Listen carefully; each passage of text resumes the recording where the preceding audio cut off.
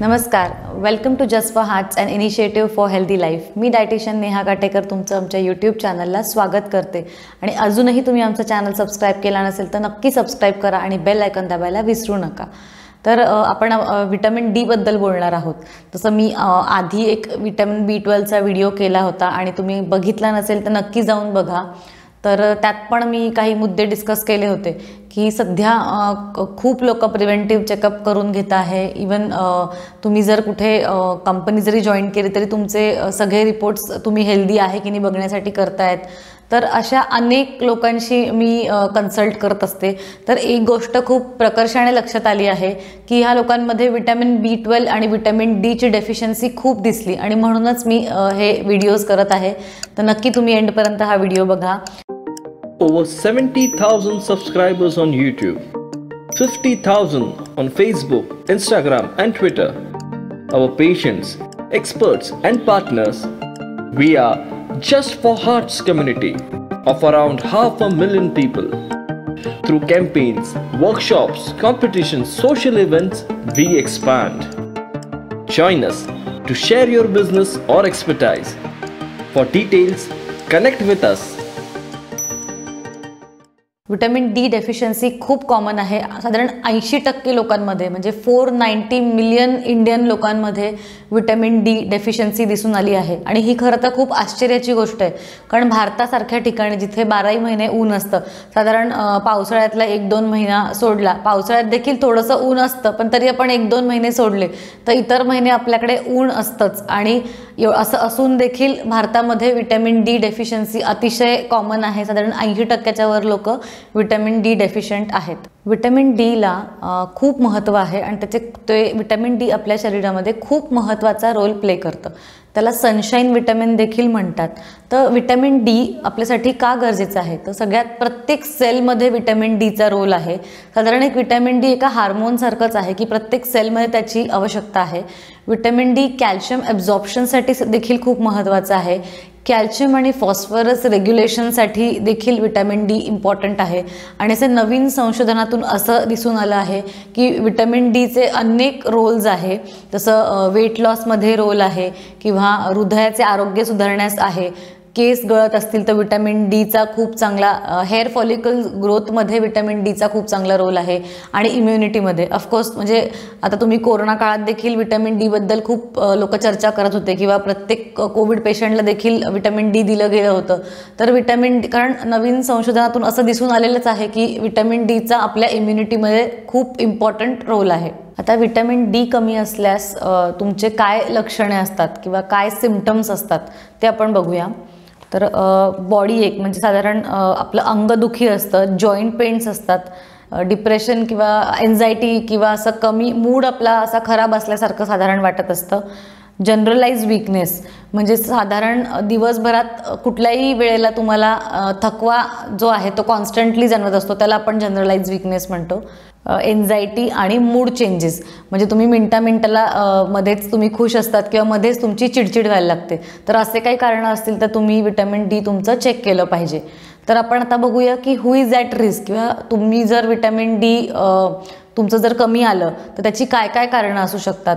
तर सगळ्यात पहिलं कारण आहे की वय. जसं वय वाढत जातं तसंही विटॅमिन डीचं ॲब्झॉर्प्शन हे कमी कमी होत जातं. दुसरं आहे की जर तुम्ही कमी ऊन असलेल्या भागात तुम्ही राहतात की तुमच्या घराजवळ किंवा तुमच्या आसपास जिकडे तुम्ही काम करतात किंवा तुमचा वावर जिथे असतो तिथे जर ऊन अजिबातच पडत नसेल तर तुम्हाला रिस्क आहे डेफिशियन्सी असण्याची. तिसरं आहे की तुम्ही साधारण इनडोअर असतात किंवा घरातच राहायची तुमची टेंडन्सी असते किंवा आता तुम्ही हल्लीचं जे तुम्ही जॉब कल्चर बघितलं आहे की अनेक लोक जे सकाळी 8पासनं घरात किंवा एसीत बसलेले असतात ते संध्याकाळपर्यंत की उन्हाशी ज्यांचा काही संबंध येत नाही, तर ह्या लोकांमध्ये देखील विटॅमिन डी डेफिशियन्सीची रिस्क जास्त आहे.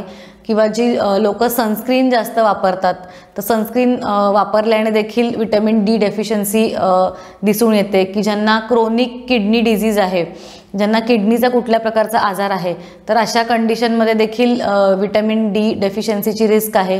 किंवा ज्यांची गॅस्ट्रिक बायपास झालेली आहे, अशा लोकांमध्ये देखील विटॅमिन डीची रिस्क आहे.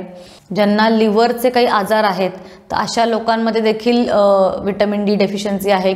हायपोथायरॉइडिझम ज्यांना आहे, थायरॉईडचा कुठलाही इश्यू आहे, हायपोथायरॉइड, तर थायरॉईड जर व्यवस्थित फंक्शन करत नसेल तर त्या कंडिशनमध्ये देखील विटॅमिन डी कमी असण्याची शक्यता आहे.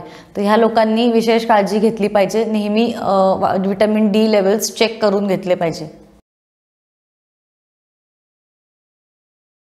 तर विटॅमिन डी आपल्याला 2 गोष्टीतनं मिळतं.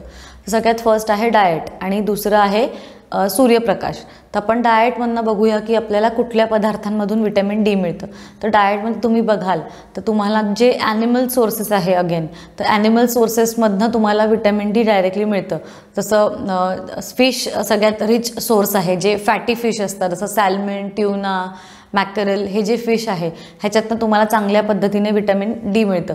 किंवा लिव्हर आहे, नंतर बीफ आहे किंवा चिकन आहे, तर ह्या किंवा एग्ज आहे, एग योकमध्ये विटॅमिन डी चांगलं असतं. तर आपल्याला मोस्टली ॲनिमल सोर्सेसमधनं आणि व्हेजिटेरियन लोकांसाठी दूध, दही, पनीर म्हणजे दुधाचे पदार्थ, तर ह्या गोष्टीतनं आपल्याला विटॅमिन डी मिळत असतं. आता आपण दुसरं बघूया की सूर्यप्रकाश. आता अनेक लोकांना असा समज आहे की आपण सूर्यप्रकाशात बसलो आणि आपल्याला डायरेक्टली विटॅमिन डी मिळालं, तर तसं नसतं ते. तर जेव्हा आपण सूर्यप्रकाशात बसतो, जेव्हा ते रेज आपल्या स्किनवर पडतात, तर आपल्या स्किनच्या आत विटॅमिन डी तयार होण्यास सुरुवात होते.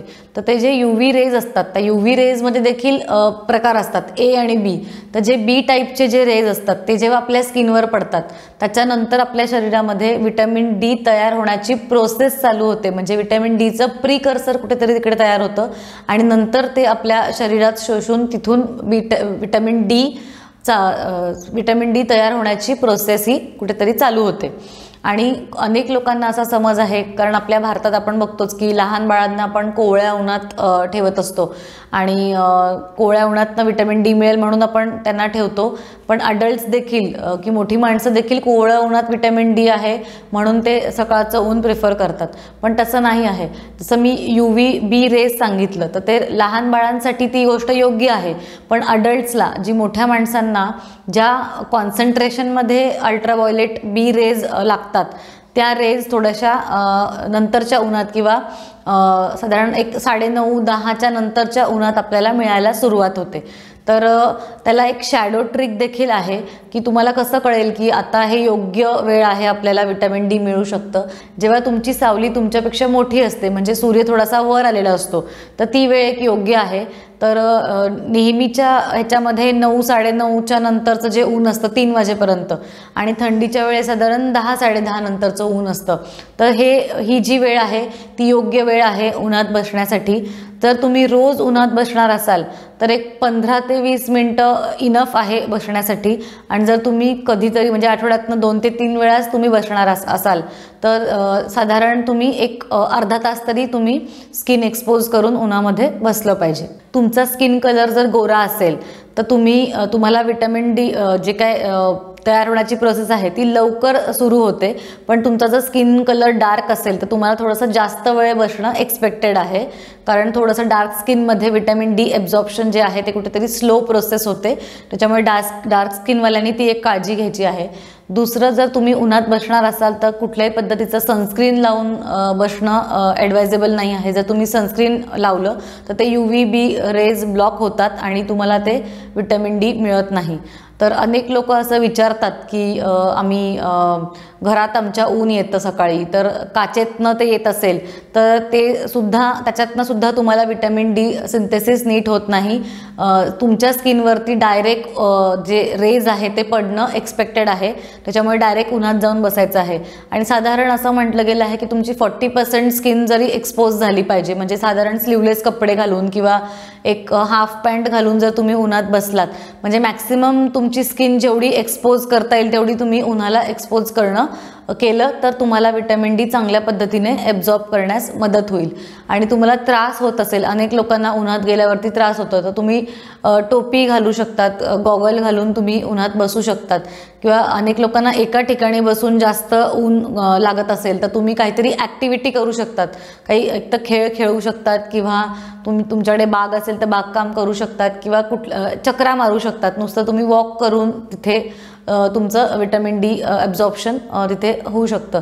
तर मला खात्री आहे की मी तुम्हाला विटॅमिन डी कशा पद्धतीने वाढवू शकतात हे सांगण्याचा प्रयत्न केला आहे. तुमचे काही विटॅमिन डी बाबतीतले प्रश्न असतील तर मला नक्की लिहून पाठवा कमेंट सेक्शनमध्ये. मी नक्कीच ते आन्सर देईन. आणि कोणाला माझ्याकडनं पर्सनलाइज कन्सल्टेशन घ्यायचं असेल तर खाली दिलेल्या नंबरवरती फोन करा किंवा व्हॉट्सॲप करा. धन्यवाद.